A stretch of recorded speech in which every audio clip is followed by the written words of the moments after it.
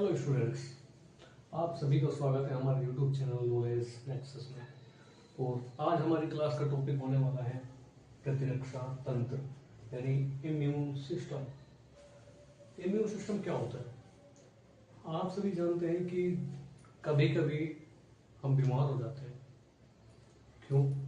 क्योंकि बहुत से रोग कारक विषाणु जीवाणु हमारे शरीर में प्रवेश कर जाते हैं और हमें बीमार कर देते हैं। तो इन सभी रोगाणुओं से हमारी सुरक्षा के लिए हमारे शरीर में एक तंत्र पाया जाता है, उसी को हम कहते हैं प्रतिरक्षा तंत्र। प्रतिरक्षा तंत्र में आगे हम पढ़ेंगे प्रतिरक्षा। प्रतिरक्षा क्या होती है? What is immunity? तो आपको बता दूं कि इम्यूनिटी शब्द लैटिन भाषा के शब्द इम्यूनिस से मिलकर बना है, जिसका अर्थ है फ्री ऑफ बर्डन, अर्थात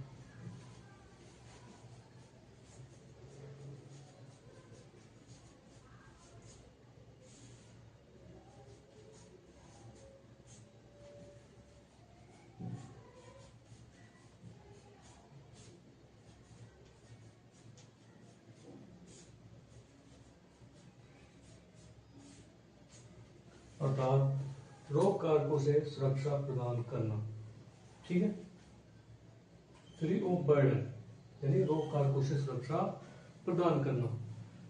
और विज्ञान की वह शाखा जिसके अंदर हम प्रतिरक्षा तंत्र का अध्ययन करते हैं उसको कहते हैं प्रतिरक्षी विज्ञान यानी इम्यूनोलॉजी। और इम्यूनोलॉजी के जो जनक हैं चिकित्सा विज्ञान के जनक, चिकित्सा विज्ञान के जो जनक है वो एमिल वॉन बेरिंग है। Emil von bearing.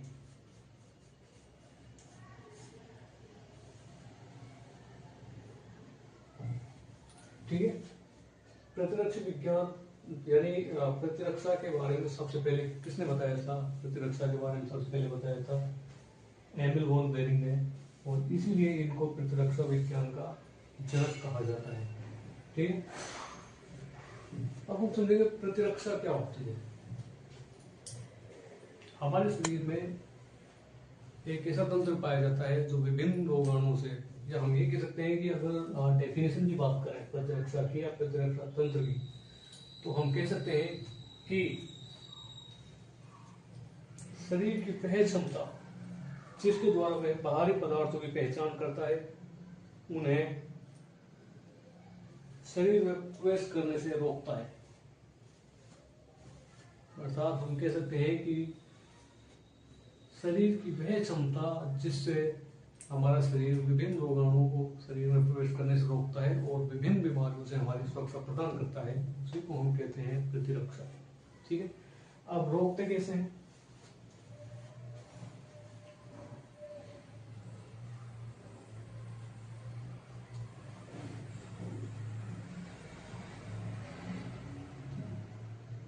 निष्कासित करके,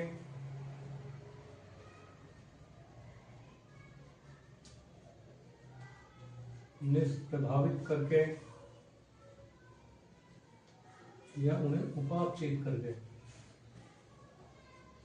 उपापचयित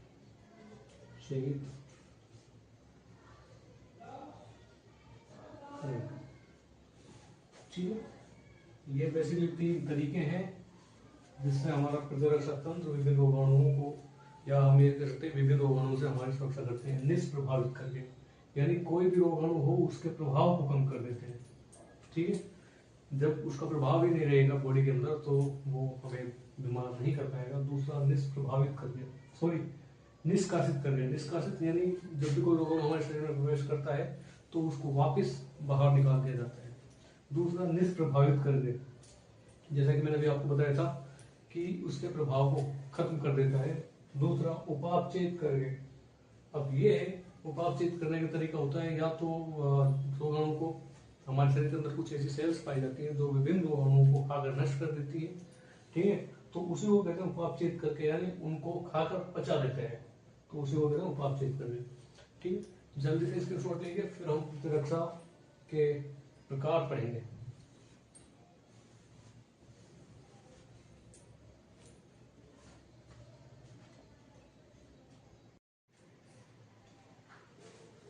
चलिए अब देखते हैं अनुवांशिक जन्मजात या सहज प्रतिरक्षा क्या होती है, ठीक है।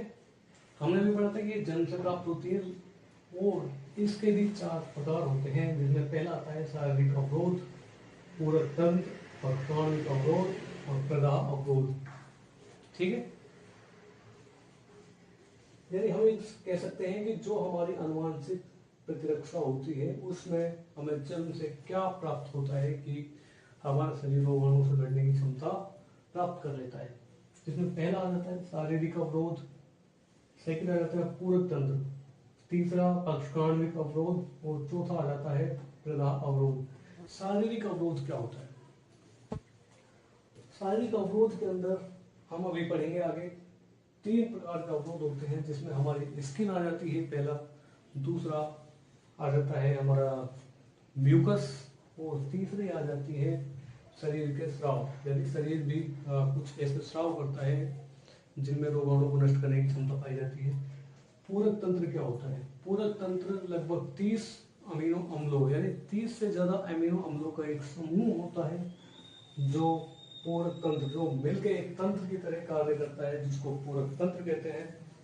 और इसको हम रिप्रेजेंट करते हैं सी,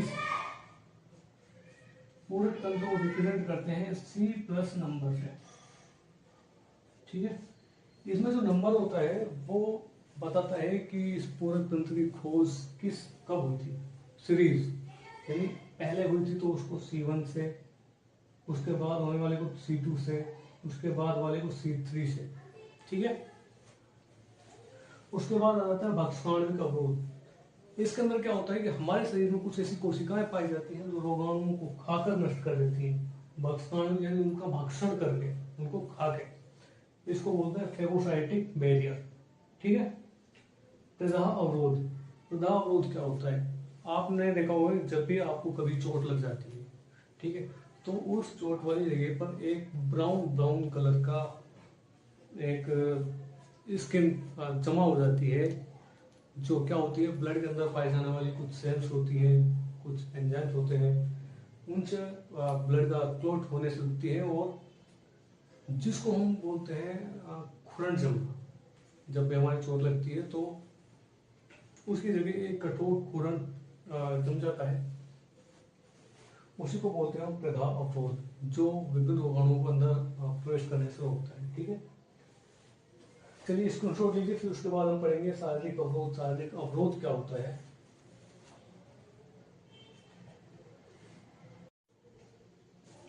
चलिए अब पढ़ते हैं शारीरिक अवरोध। शारीरिक अवरोध क्या होता है? देखिए, शारीरिक अवरोध में हमने अभी आपको बताया था कि ये 3 प्रकार से होता है, जिसमें पहली आ जाती है हमारी स्किन, त्वचा, दूसरा आ जाता है हमारा म्यूकस, झिल्ली,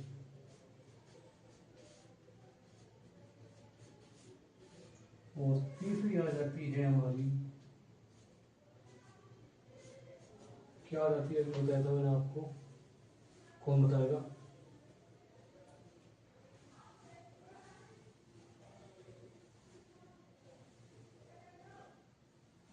तीसरी आ जाती है हमारी शारीरिक स्राव। अब ये क्या होता है? त्वचा क्या होती है? देखिए, हमारी जो त्वचा होती है वो 2 परतों से मिलकर बनी होती है, जिसमें आंतरिक मोटी परत होती है जो सल्की एपिथेलियम से संयोजित को से मिलकर बनी होती है। इसकी 2 परतें होती हैं, जिसको आंतरिक मोटी परत को कहते हैं हम डर्मिस, और बाहरी परत को कहते हैं हम एपिडर्मिस। जो डर्मिस होती है, जो आंतरिक परत होती है डर्मिस, उसके अंदर कुछ उपकला कोशिकाएं पाई जाती है। क्या पाई जाती है? डर्मिस के अंदर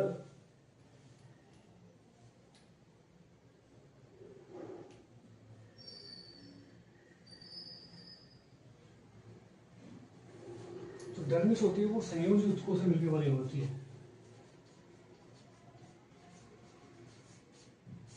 सॉरी स्टूडेंट्स, थोड़ा कंफ्यूजन हो गया था। एपिडर्मिस सेल की उपकला की बनी होती है, सेल की उपकला।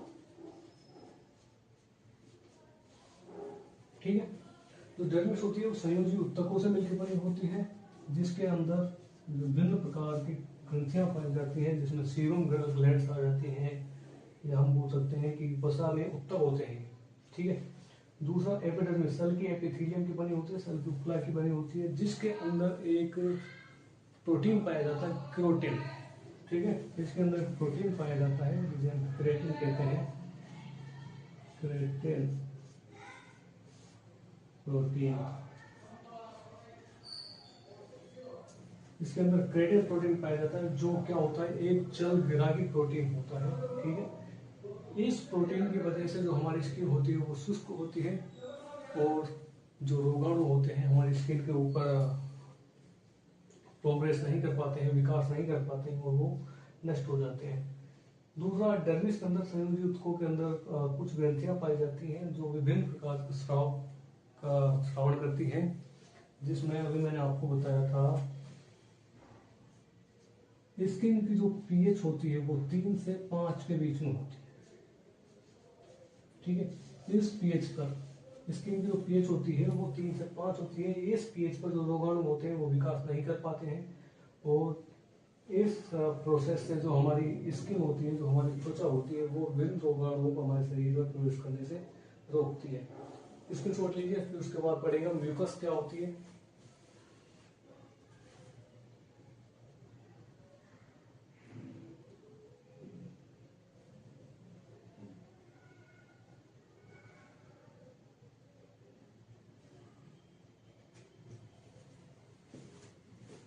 चलिए देखते हैं।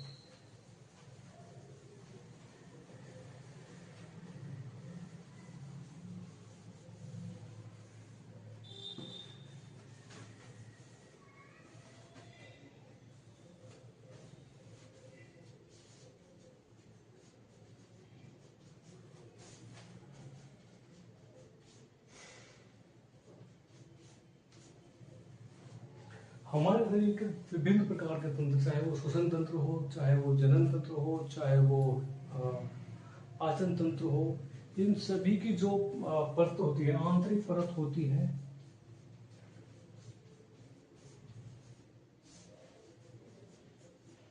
आंतरिक परत किसकी, श्वसन तंत्र की,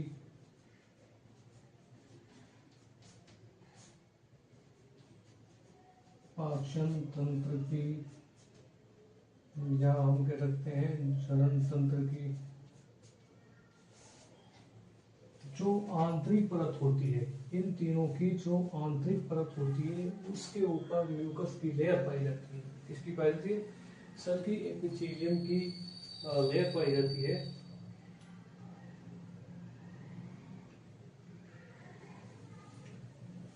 जिसको बोलते हैं हम रक्षी श्लेष्म उपकला। रक्षी श्लेष्म उपकला, ये जो उपकला होती है, ये हमारे शरीर के पीएच को, हमारी जो स्किन होती है उसके पीएच को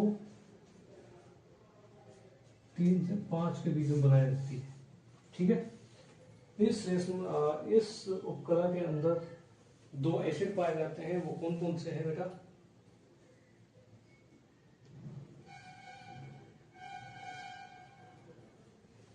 इसके अंदर 2 एसिड पाए जाते हैं। जो लैक्टिक एसिड होता है, एक तो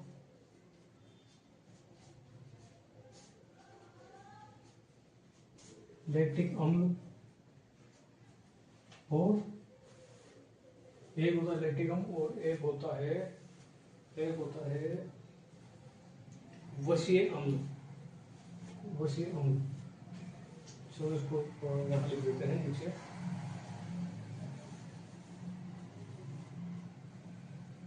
ये जो आंतरिक परत होती है, ये 2 प्रकार, इसके अंदर क्या पाया जाता है, वसीय अम्ल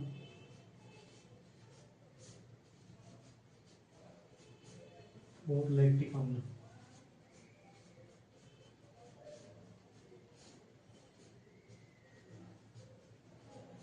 ये दोनों मिलके जो स्किन होती है उसके पीएच को 3 से 4 के बीच में बनाए रखते हैं, और इस पीएच पे जो रोगाणु होते हैं वो विकास नहीं कर पाते हैं और वो खत्म हो जाते हैं।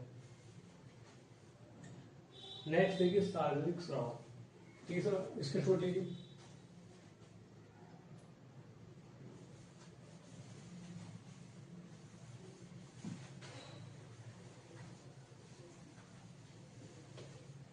इसका अगला आ जाता है शारीरिक स्राव। तीसरा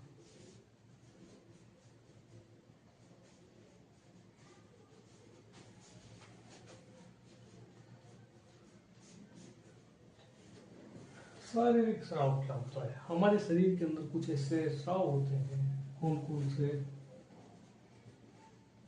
आंसू हो गया, पसीने हो गए, और म्यूकस हो गया, HCl हो गया। ठीक है। आंसू और पसीने में एक एंजाइम पाया जाता है जिसको बोलते हैं हम लाइसोजाइम। इसके अंदर एक एंजाइम पाया जाता है जिसको बोलते हैं हम लाइसोजाइम। अब ये एंजाइम क्या करता है? ये एंजाइम रोगाणुओं की जो सेल वॉल होती है, जो भित्ति होती है, उसको तोड़ने का काम करता है। ठीक है। जब उनकी सेल वॉल सेल मेम्ब्रेन टूट जाती है तो वो क्या करते हैं? मर जाते हैं। दूसरा म्यूकस। बॉडी के अंदर कुछ ऐसी हमारी जो स्किन होती है, जो त्वचा होती है, उसके अंदर कुछ ग्रंथियां पाई जाती हैं जिसको हम सीबम ग्लैंड्स कहते हैं। ये म्यूकस का स्राव करती हैं। ठीक है। अभी जैसे मैंने आपको बताया था कि शरीर के जो अंग होते हैं, पाचन तंत्र, श्वसन तंत्र, इनकी जो आंतरिक परत होती है फ्लेस्मा की, उसके ऊपर एक संरक्षी लेयर की परत पाई जाती है जो म्यूकस की पाई जाती है। और ये म्यूकस की लेयर क्या होती है? जब भी कोई रोगाणु बॉडी के अंदर प्रवेश करता है तो वो क्या करता है? वो इस म्यूकस की लेयर में, इस चिपचिपे पदार्थ में फंस जाता है, और ये जो लेयर होती है म्यूकस की, ये टाइम टाइम पर अपने आप को रिन्यू करती रहती है। यानी जो पुरानी परत होती है वो हटती रहती है और जो नई परत होती है वो अंदर से बनती रहती है। इस प्रकार जब वो पुरानी परत हटती है तो वो उसके साथ साथ जो रोगाणु होते हैं वो भी बाहर निकल जाते हैं। HCl। हमारे आमाशय में एक एसिड पाया जाता है जिसको बोलते हैं हाइड्रोक्लोरिक एसिड। ये क्या करता है? जब भी हम कोई खाना खाते हैं, तो ऐसा तो है नहीं कि जब भी हम कोई खाना खाते हैं तो उस खाने के साथ, उस भोजन के साथ हमारे शरीर में कोई रोगाणु प्रवेश ना करता हो। जब कोई रोगाणु हमारे शरीर में प्रवेश कर जाता है तो क्या होता है? जो HCl होता है वो उसकी सेल वॉल को गलाने का काम करता है, उसकी जो सेल वॉल होती है उसको तोड़ने का काम करता है। ठीक है। इस प्रकार शारीरिक अवरोध जो हमें जन्म से प्राप्त होता है, उससे हमारा जो शरीर होता है विभिन्न रोगाणुओं से हमारी सुरक्षा करता है। चलिए इसकी फोटो लीजिए। इसके बाद हम पढ़ेंगे पूरक तंत्र। नेक्स्ट आ जाता है हमारा पूरक तंत्र।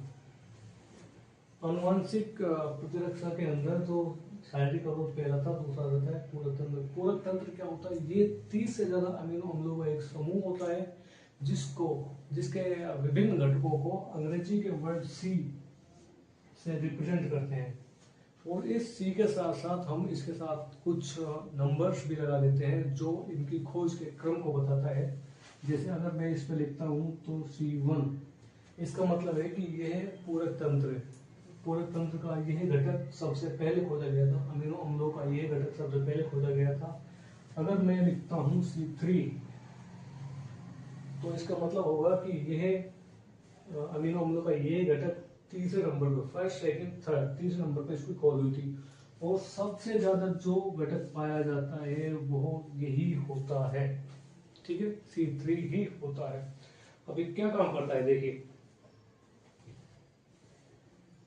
सबसे पहले तो हम बात करते हैं कि यह पाया जाता है ब्लड